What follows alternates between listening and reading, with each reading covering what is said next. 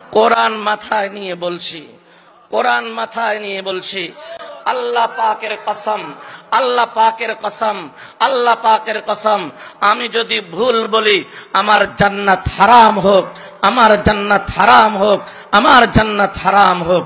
এর চেয়ে বড় কথা হতে পারে? এর চেয়ে বড় কথা হতে পারে?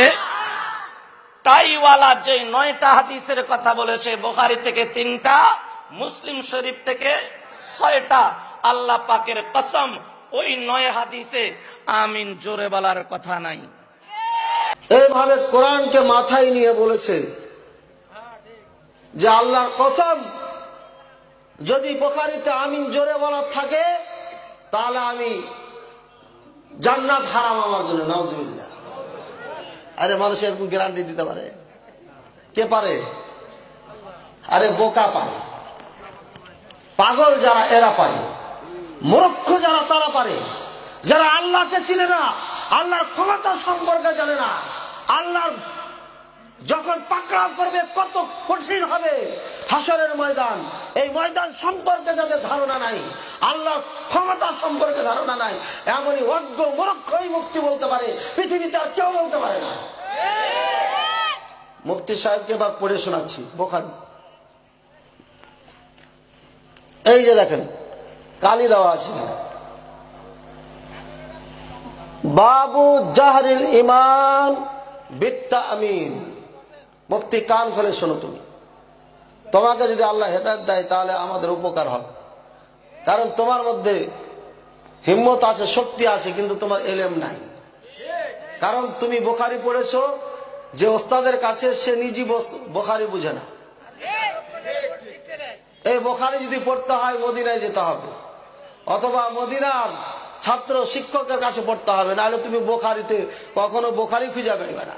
তুমি তো বুখারী পড়েছো যে ইমাম বুখারীর সাথে দুশমনি করে, তার কাছে তুমি হাদিস বুঝবে কেমন? এখানে হেডলাইন, বাবু জাহরিল ইমাম বিত্তামিন। বাব মানে অধ্যায়, জাহার মানে জোরে, জেহেরি কেরাত বলে না? জেহেরি কেরাত শুনেছেন? এই যে জেহের এখান থেকে এসছে, তো জেহের আমি শব্দ শব্দ বলছি। জাহার, জাহার মানে কি? জোরে। ইমাম মানে যে ইমামতি করে। বিত্তামিন মানে আমিনের সাথে জোরে জোরে বলে, ওই অধ্যায় এটা, অর্থাৎ আমিন জোরে বলার অধ্যায়। ইমাম বুখারী রাহিমাহুল্লাহ বলছেন জোরে আমিন বলার অধ্যায় বাংলাম। এবার হাদিসের সাথে ওনার হেডলাইনের মিল আছে কিনা মিলিয়ে দেখি, নাকি? দেখেন এখানে হাদিস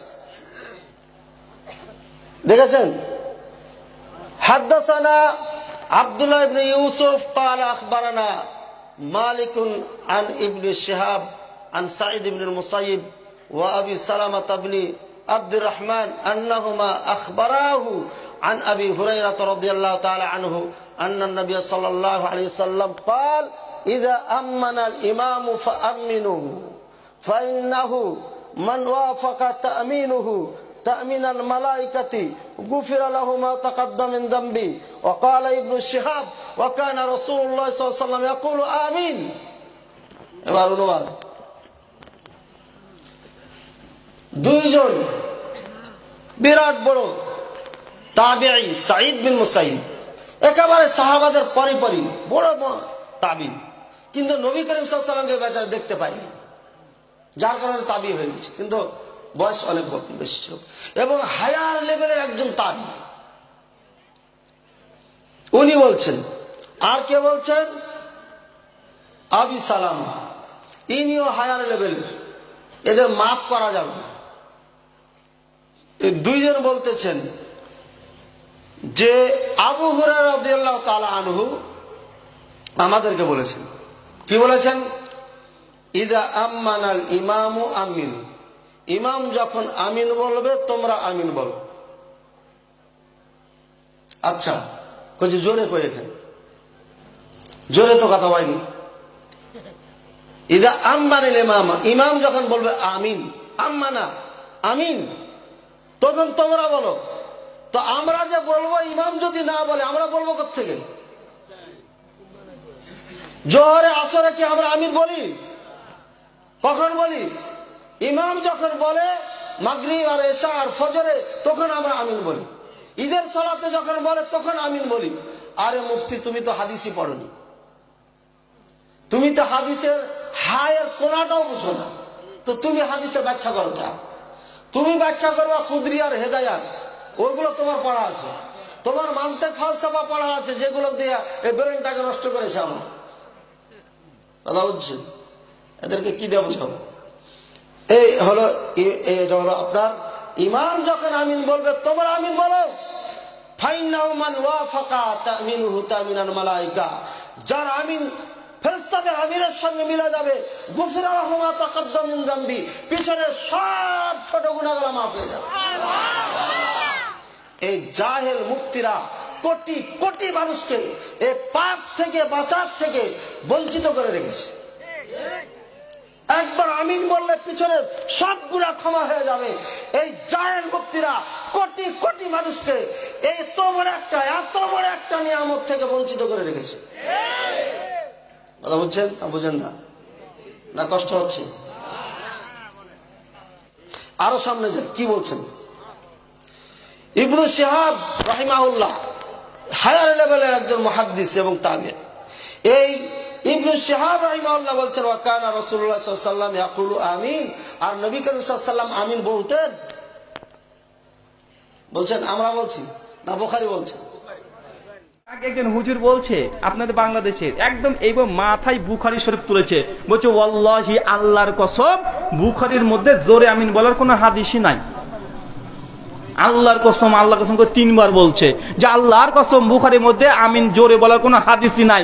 অথচ সহিহ বুখারী প্রথম খণ্ড 104 নম্বর পৃষ্ঠা, বাব নম্বর 95, হাদিস নাম্বার 780, 81, 82, 83 পরপর 6খানা হাদিস আছে জোরে আমিন বলা আবু হুরায়রা রাদিয়াল্লাহু তাআলা আনহু থেকে। অথচ বক্তা প্রকাশ্যে জনসাধারণের সামনে বলছে আল্লাহর কসম বুখারীতে জোরে আমিন বলার হাদিস নাই। আসলে বক্তা কিন্তু ঠিকই বলেছে, কেননা ওই বক্তা যে বুখারী শরীফটা কপালে মাথায় তুলে ধরেছিল ছিল 2য় খণ্ড। কোন খণ্ড? আর আমিন বলার হাদিস ছিল 1ম খণ্ডে।